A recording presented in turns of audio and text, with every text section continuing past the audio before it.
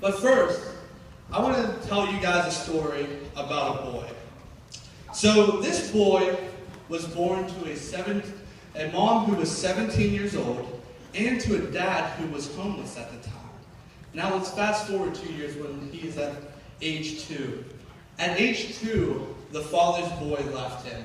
This left the mother hopeless. She didn't know how she was going to take care of her and her child. Let's go another 2 years when the boy is at age 4. At age 4, the mother begins to date a new guy. Now this new boyfriend was a drug dealer. And the mom knew this, so she actually started dealing drugs with this boyfriend. Now let's go another 2 years at age 6. At age 6, the boy's life began to get tough.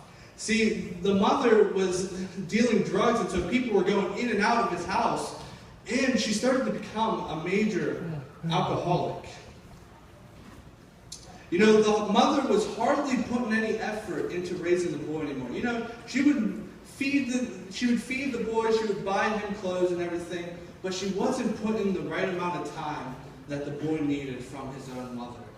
Now let's fast forward another 2 years, at age 8. At age 8, the mother is an alcoholic now, and she begins to throw parties in their 2-bedroom little apartment. Now, every night the boy had to go to sleep early, and he had to be locked in his room because the mother had a bunch of friends over, and they were drinking and partying, and they were very loud.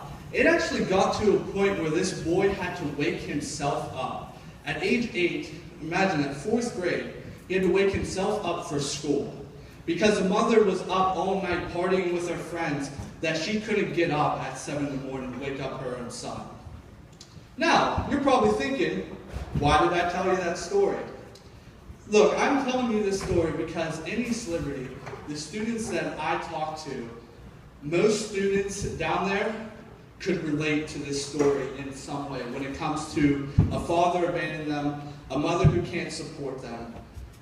But I want to stress this, guys.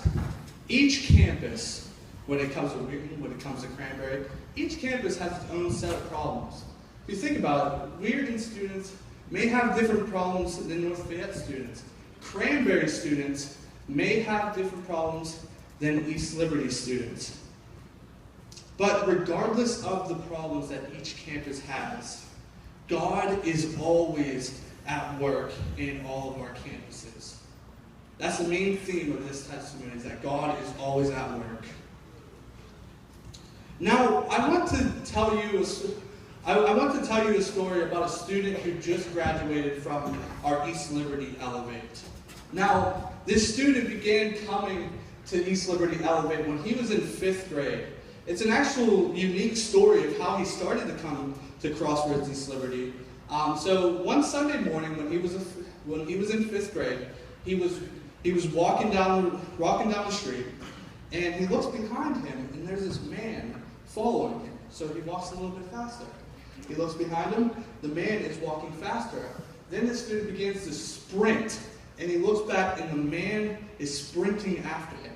So he's running, he looks to his right, he looks to his left.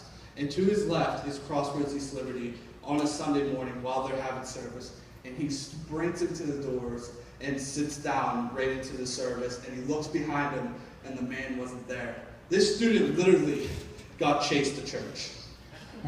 A stranger chased him to church. So when this student was in 5th grade, he had a bunch of things going on. See, his mother could not take care of him because she just didn't have a job. She couldn't afford to take care of them both. His father abandoned him at a young age.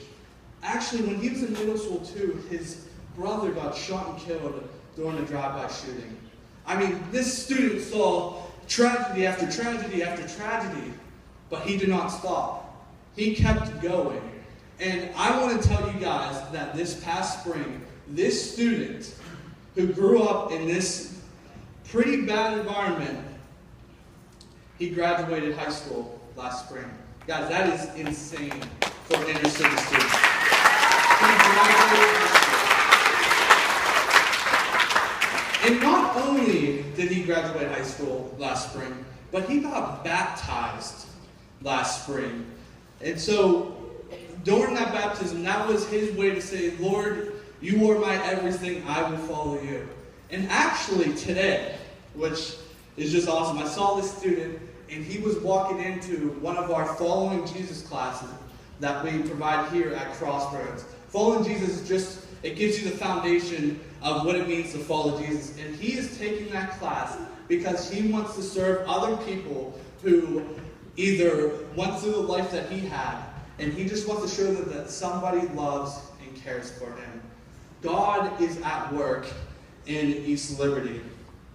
So guys, this is just one of the many great examples of how God can transform our life stories, no matter what circumstance, no matter what your circumstances are. You know, maybe you can relate to that story a little bit. Or maybe you were just dealt a bad hand in life.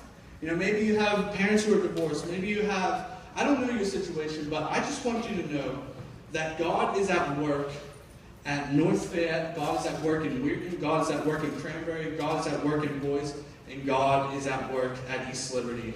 Thank you, guys.